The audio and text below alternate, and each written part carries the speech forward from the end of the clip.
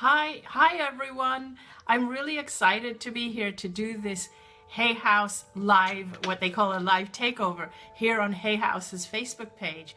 Welcome, and for those of you who don't know me, my name is Anita Moorjani, and I'm the author of the book Dying to Be Me, and excited to tell you the author of a new book called What If This Is Heaven, which I just got my hands on today. But more importantly, I don't think of myself as an author, writer. More importantly, I'm just here to remind you of who you truly are, for you to know your magnificence, to remind you to reclaim your power. And also my mission truly is just to help share and spread love in this world, because I feel that we need it more than ever now, more than ever. So I am going to look at some of your questions. Wow, thank you for all your hearts and all. That is so beautiful. Thank you. And I also would like to talk about a couple of things. One of them, and I know a lot of you have written in with questions and things like that. So I read some of the questions that came in.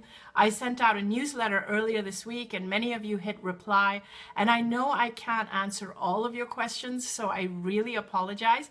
But I have taken a bunch of topics which keep coming up over and over again. So let me address some of them.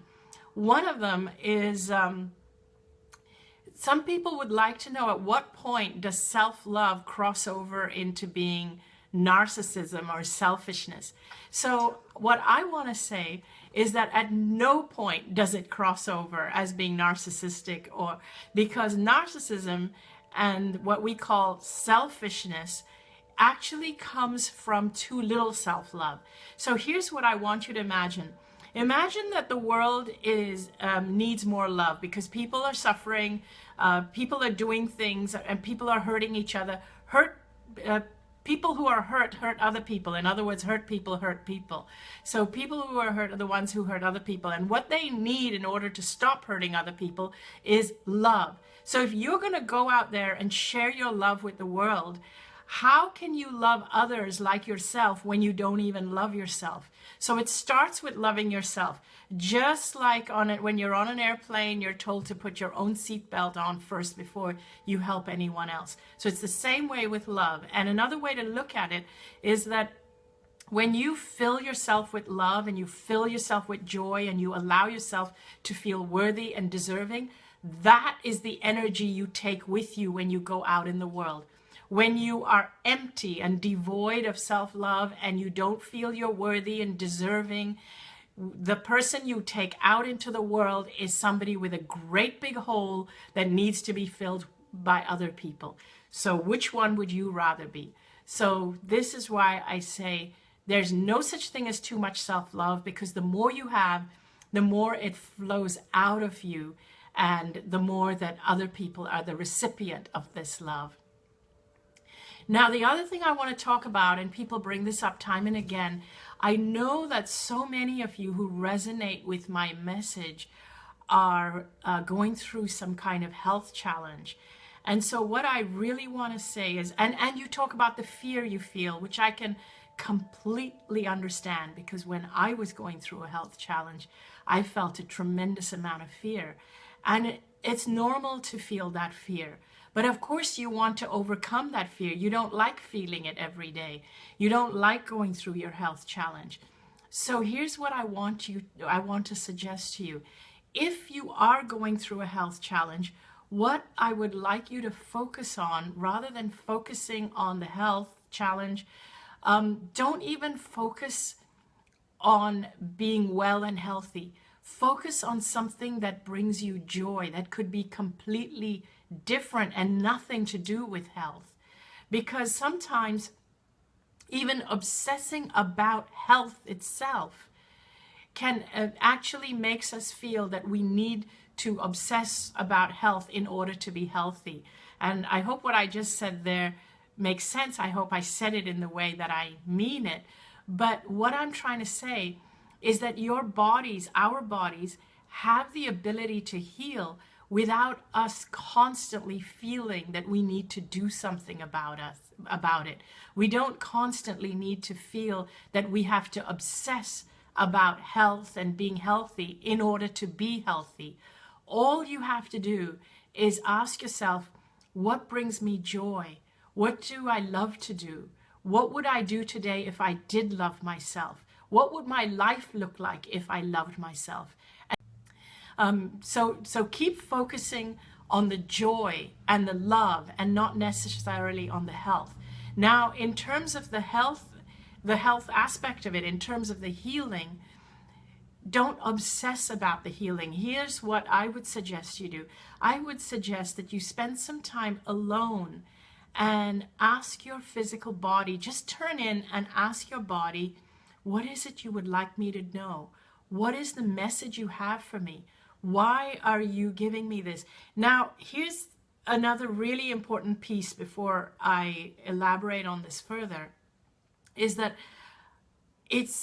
I want you to stop looking or searching for the lesson in the challenge you are going through. Many of us get trapped in this downward spiral of constantly feeling, why am I not getting the lesson in this? And we're feeling, what is the lesson? What is it I'm supposed to get? What is it that I've missed? I've read all the books, I've been to all the workshops, and yet I can't seem to get over this challenge or this illness. So we're trying to find the lesson in it. Just stop. Stop looking for the lesson. Stop obsessing about what am I supposed to learn. Stop looking for what you're supposed to learn and working through backwards. We kind of tend to reverse engineer everything that's happened in our lives, and we dissect it and try to figure it out. Just stop doing all of that, all of it. Just stop and say, okay, I've got this challenge to deal with, and you don't have to figure it out. Then all you have to do is find a quiet moment and just say, give me a sign, give me a message. Why am I going through this? And that's it. Let go. If you are suffering some kind of an ailment within your physical body, just focus on that area of your body and then ask the question. And then let go. Spend some time alone, daydream, do other stuff, go get involved in a hobby, something that takes your mind off everything, and then see what comes to you. And in time, it will start unravel itself. Because you know, when you obsess, when you keep thinking, what could it be? What's the lesson? What was I supposed to learn?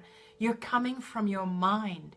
When you just ask yourself, what am I supposed to get? When you just ask that part of your body and then you let go, the answer comes from a higher part of you. It comes from your soul. It comes from your inner self. It comes from the bigger part of you that knows your purpose here. And that's the part of you that you want to access. So stop obsessing about it. Stop focusing on what the lesson should be, what it is. Stop telling yourself, but I should have got it by now. And this, I think this is the lesson, or maybe this is it. Just stop. Stop all of it and just go quiet, and then go and pursue your joy, pursue your hobbies, pursue things that you want to do. And if you're going through any kind of treatment or anything like that, whether it's alternative therapy or whether it's conventional therapy, just go about your treatment as you normally would, but you don't have to obsess about the treatment. Don't obsess about it. Just go about your treatment like you would do, like you would run errands. If you're confused about treatments and the types of treatments you should take, shouldn't take, again, you can always ask yourself, how does it feel? Now, most people, what they do is they get all their answers from outside. They do all the research, and the more research we do, the more we feel fear about the after effects and the side effects. And every time you research something and you think you found something great, when you research more, you'll find the downside of it, and then it starts to make you feel fearful.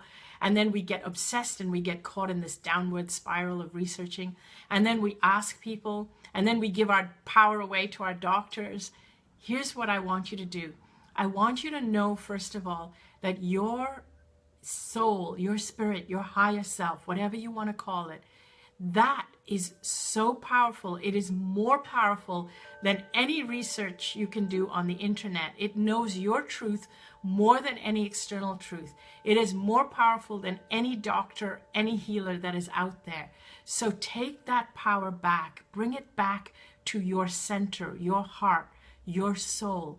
And whatever treatments that are being offered to you, whether they are alternative, whether they are conventional, ask yourself, how does it feel to go through that treatment? How does it feel to go through this treatment? What about this one? Now, we rarely ever think of asking ourselves, how does it feel? And the thing to look forward to is, does it make me feel empowered, or does it make me feel fearful? Does it make me feel strong, or does it make me feel weak? This is what you're looking for when you ask yourself, how does it make me feel to take my doctor's advice and to go through whatever, chemotherapy? How does this doctor make me feel? Does this doctor, does he or she make me feel empowered, like they are my partner on this journey? Or does this doctor make me feel fearful? So ask yourself these questions. For true healing to occur, you need to feel empowered. You need to feel like you are doing something that is supporting you, something that is loving, something that is making you stronger. You need to feel those things. Those are more important than any kind of medicine. It's more important than what it is you're actually choosing. So if you have a doctor that does not make you feel like they're supporting you on this journey, if it were me, I would look for another doctor. And the same with the treatments. And take a journey, take the people on your journey, bring the people into your team who will support you on your choices, not people who make you feel fearful about your choices.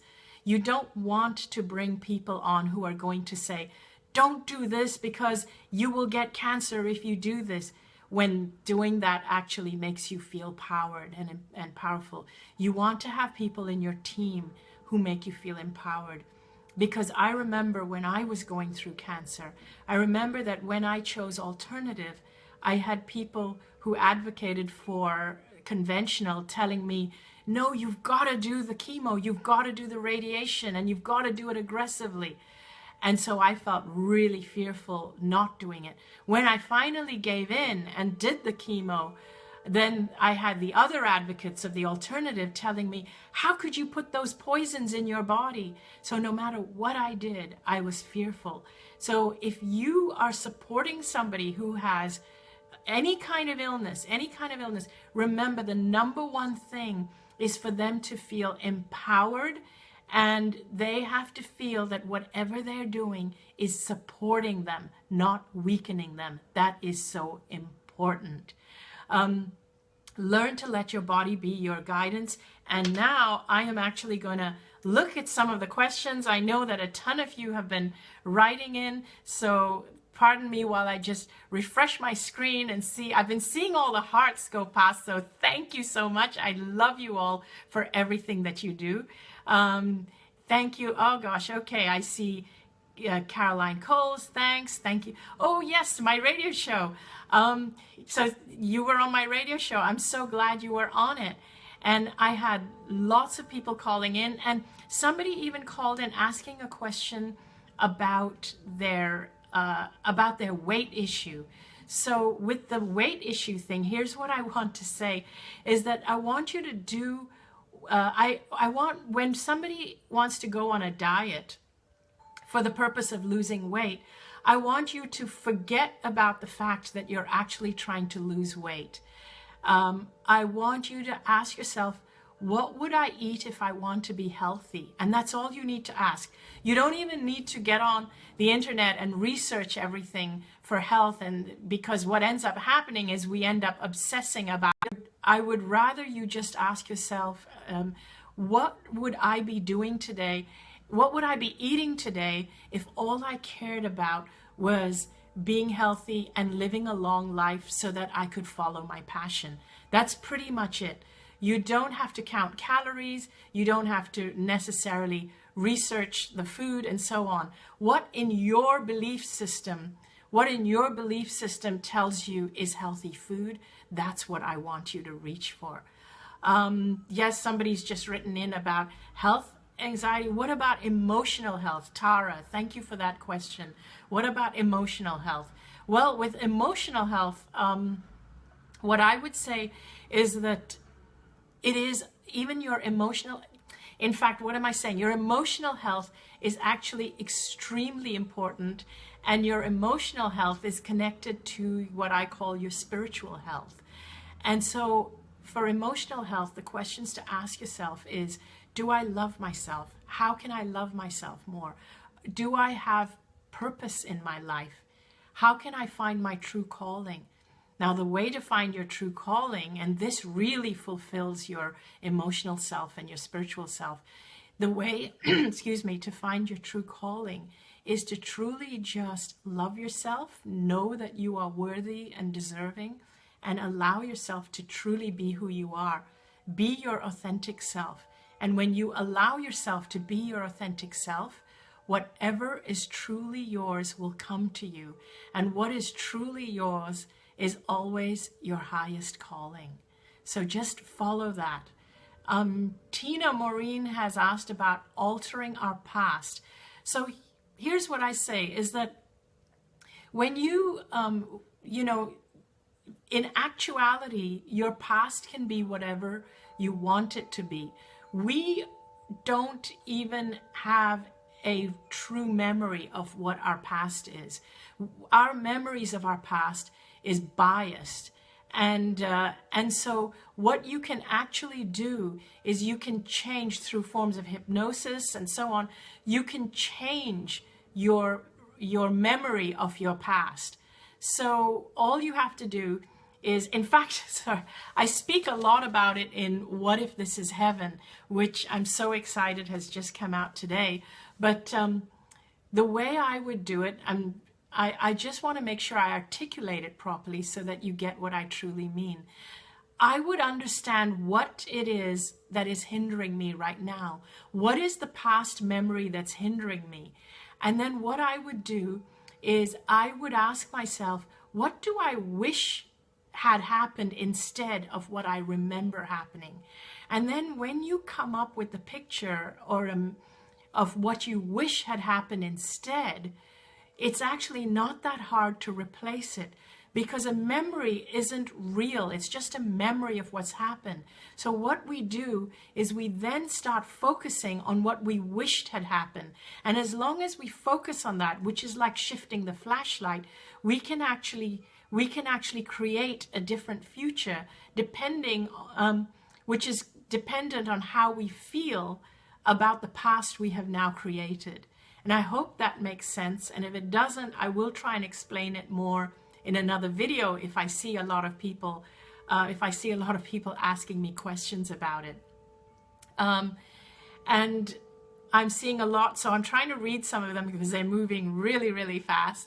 Can we buy your book at the store? You probably can. It actually comes out in the stores on September 13th. If for any reason you can't find it in the store, if you can't find it in the store, you will find it on Amazon, Barnes & Noble, Hay House, wherever.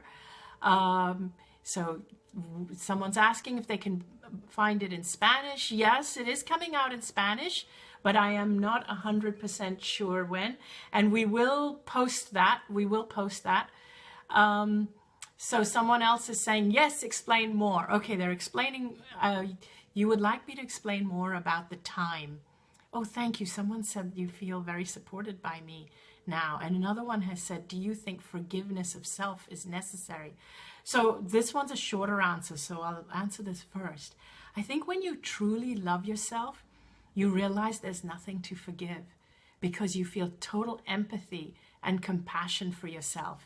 Because when you forgive yourself, when you forgive somebody, what you're doing is you're judging what they did and what you did to be wrong, and then therefore there's something that needs to be forgiven. when you realize that a person was being who they are, and when you truly understand that they were reacting from the limitations of where they were at that point in time, then you realize that this was the best they could do, and all you feel for them is empathy. And empathy is a much bigger emotion than forgiveness. Regarding the explaining more about the past, what happens sometimes is when we feel, for example, that we were abused in the past, and it was certainly not our fault. If you were abused or something bad happened to you, it was certainly not your fault that that happened. But in order to go past it and not bring it into the future, what you have to do is you have to identify that that was not my fault, but I have a responsibility to take my future in any direction I want. And if I want to change my future, I have to change my emotions about my past. So what we have to do is we have to take that past, our memory of that past, and we have to feel that whoever did that, whoever hurt us, they were doing the best they can. And they contributed to who we are today. I know people who have been abused in the past and are the most beautiful and empathetic people that I know today, who would not be who they are had they not been abused. So look at what happened in the past as a gift, and it contributed to making you who you are today. And that will change your emotions about the past, because it is so much more important to change your emotion about something than it is to change the memory about something. And I hope that's a much clearer understanding. And someone else has said, oh, thank you, Carmen Braga, thank you. Thank you for your beautiful message. And someone else, Angel Lanescu, has said, what about religion? So here's my view on religion. If you feel religion supports you and is making you a better person, if you feel that it is giving you a community and it is bringing you love, then by all means, religion is working for you. If, however, the religion you're following or the religious leaders or the teachers you're with are making you feel disempowered, if they're making you feel fearful, if they're making you feel judged, and they're making you judgmental towards other people who are not following what you believe, then it means that religion is not working for you. It either means you're following the wrong group, teacher, leader, religion, but whichever way, it's not working for you, or you're misinterpreting it. Anything that you follow or believe in, anything spiritual, religious, anything you follow in, the aim is to make you feel empowered, it's to make you feel strong, it's to make you feel loved, and it's to make you become more loving, more empathetic, and more understanding towards the people around you.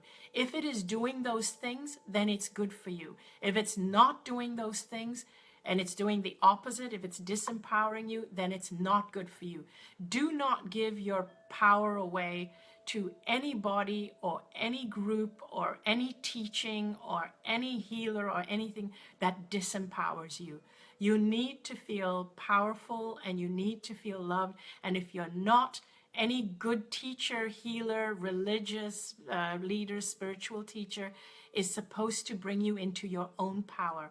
They are just training wheels. They need to make you realize that the power and the healing and everything is within you. So I hope that helped you. And then I see someone always wakes up at 2:11, 3:01, or 3:33.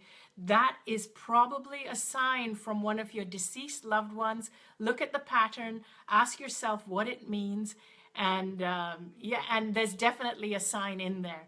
So I'm being signaled that I think my time is up. This has been so much fun, but I want to leave you with a final word. Please join me on my page, which is Anita Moorjani. if you want to see more of these live videos, because I'll be doing a lot more. I love your questions. I apologize if I did not get to your question. I see people I recognize. Hi, Pooja Bhagat. Thank you for posting. I see Maxine, Shelley, Tom. So many names here. I am so sorry that I haven't been able to get to your question today.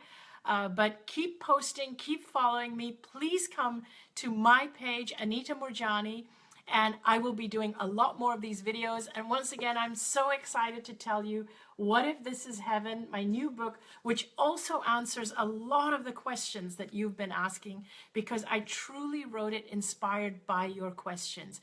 This book is filled with my love for you. So thank you for tuning in, and I look forward to seeing you again real soon. Thanks again. Bye. And I look forward to hearing from you. Would love your feedback. Would love to see you on my page. Bye.